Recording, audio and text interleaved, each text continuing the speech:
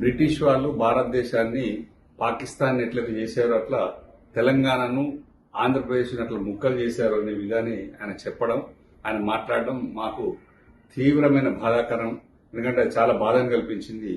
2001లో తెలంగాణ రాష్ట్ర సమితి పార్టీ పెట్టి కేసీఆర్ గారు 14 ఏళ్ల సుదీర్ఘ పోరాటం తర్వాత అనేక మంది దాదాపు 1200 మంది పైచిలుకు అసూలు బాసినటువంటి ఆత్మహత్య చేసుకున్నటువంటి విద్యార్థులు గాని, అనేక మంది తెలంగాణ ఉద్యమకారులు కూడా బలిదానాల ద్వారా వచ్చినటువంటి తెలంగాణ కంపల్సరిగా ఇవ్వాల్సిన పరిస్థితి క్రియేట్ చేసిన తర్వాత తెచ్చుకున్నటువంటి తెలంగాణ, ఇచ్చినటువంటి తెలంగాణను చాలా బాధతో ఒక ఉద్యమం, ఒక పోరాటంతో వచ్చినటువంటి తెలంగాణకును బ్రిటిష్ వాళ్ళు విడదీసినటువంటి పాకిస్తాన్ భారతదేశాన్ని మధ్యన పోల్చడం ఇది సరైన చర్య బీజేపీ పార్టీ కాదు.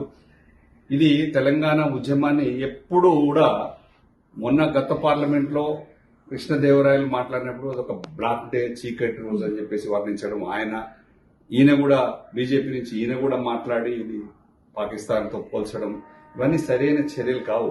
ఇది నేను అప్పటి నుంచి చెప్తున్నాను. లోక్సభలో వెంటనే బీఆర్ఎస్ పార్టీ ఎంపీలు కనుకుంటే అక్కడికక్కడ నిలదీసేవాళ్ళు.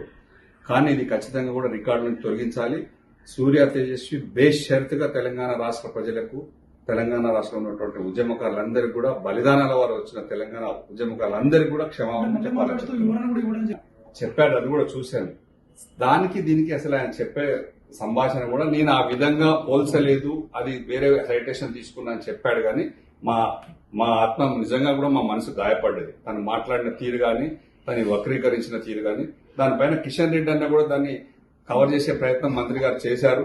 అది బీజేపీ పార్టీ ఆయనకు ఎక్కడైతే ఇబ్బంది అవుతుందో కలగకుండా చేసే ప్రయత్నం చేశారు. కానీ ఒక తెలంగాణ రాష్ట్ర పౌరుడిగా, తెలంగాణ రాష్ట్ర ఎంపీగా నేను కూడా బాధపడుతున్నాను. అతను బేషరతుగా క్షమాపణ చెప్పాలి. అప్పుడు మాత్రమే బీజేపీ పార్టీ ఓట్లు అడగడానికి తెలంగాణలో హక్కు ఉంటుందని చెప్తూ, ఇప్పుడు జరుగుతున్నటువంటి మహిళా బిల్లు కూడా నిజానికి కూడా గతంలో 2023లోనే మహిళా బిల్లు ఆల్రెడీ చట్టం చేయబడింది లోక్సభలో, రాజ్యసభలో. ఇప్పుడు జస్ట్ అమెండ్మెంట్. నిజానికి కూడా వాళ్ళు అమలు చేయాలి అనుకుంటే 2023లో పాస్ అయినటువంటి బిల్లును 24లోనే అమలు చేయొచ్చు. ఉన్నటువంటి 543 మంది సభ్యుల్లో కూడా 33% రిజర్వేషన్ ఇచ్చే అవకాశం ఉండే.